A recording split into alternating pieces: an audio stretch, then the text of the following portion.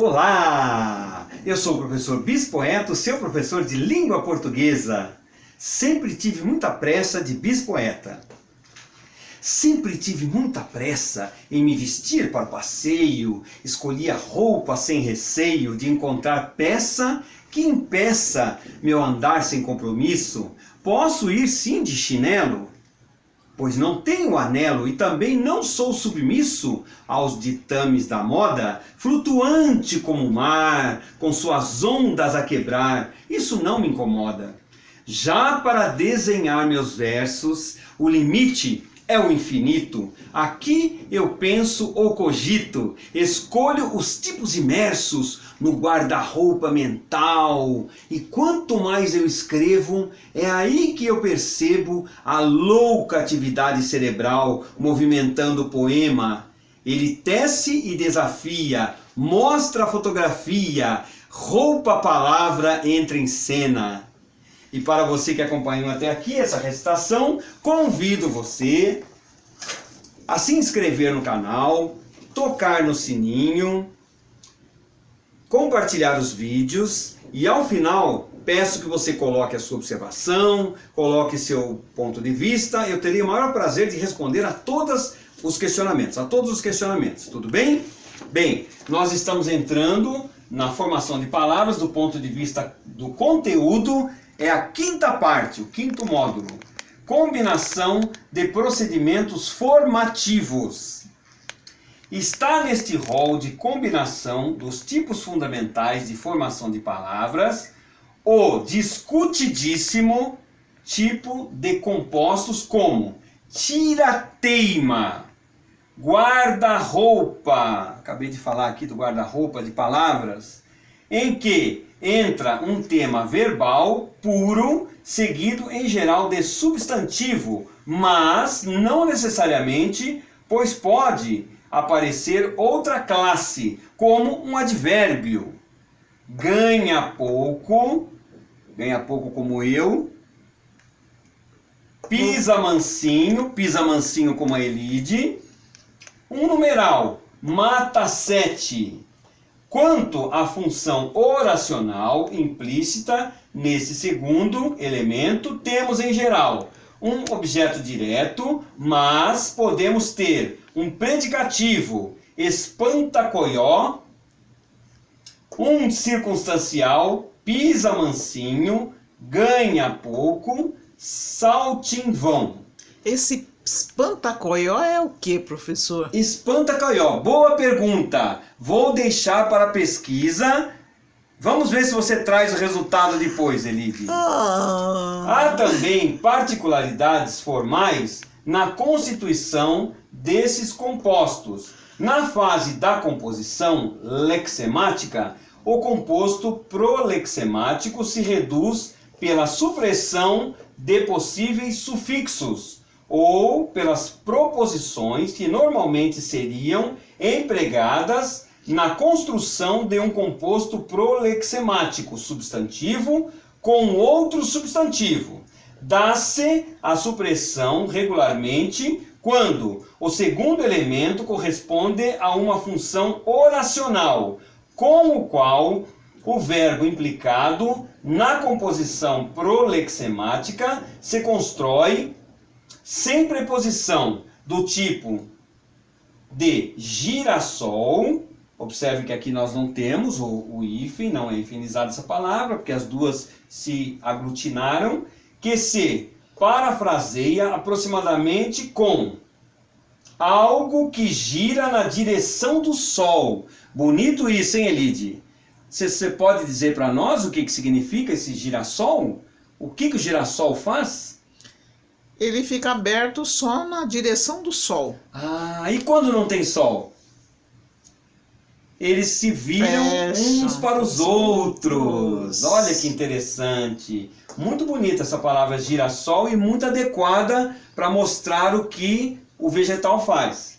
Em outros casos, como vimos em saltimvão, mantém-se a preposição. Pausa para a água. Lembrando que o professor Bispoeta também se encontra no Recanto das Letras, com mais de 700 textos Não é isso, professor? Exatamente, Elide.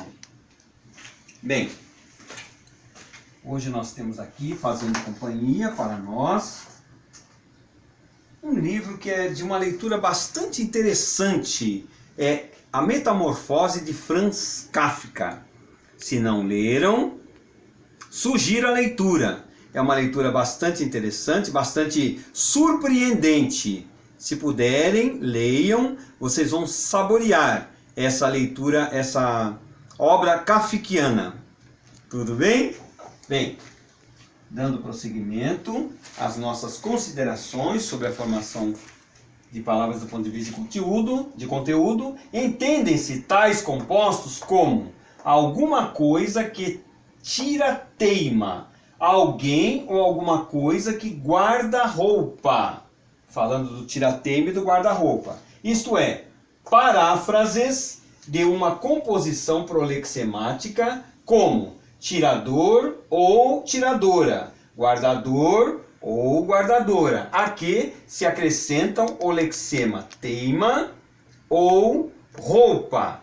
Trata-se, portanto, da combinação de uma composição prolexemática com uma composição lexemática. Tirador, tiradora, mais teima, que compõe, que vai resultar tira-teima.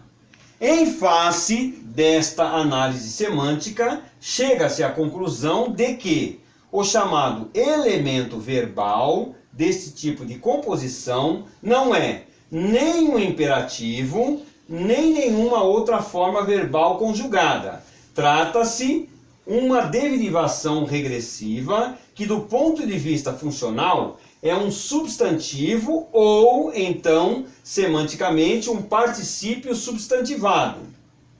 Esse particípio pode ser um particípio ativo, transitivo, como em guarda-roupa, um particípio causativo, como em passatempo. Qualquer coisa que faz passar o tempo. Qual é o seu passatempo favorito, Elide? Palavras cruzadas. Muito bem. Para proteger os nossos neurônios, para fazer ligações, as sinapses, não é isso, Elide? Isso. Muito bom.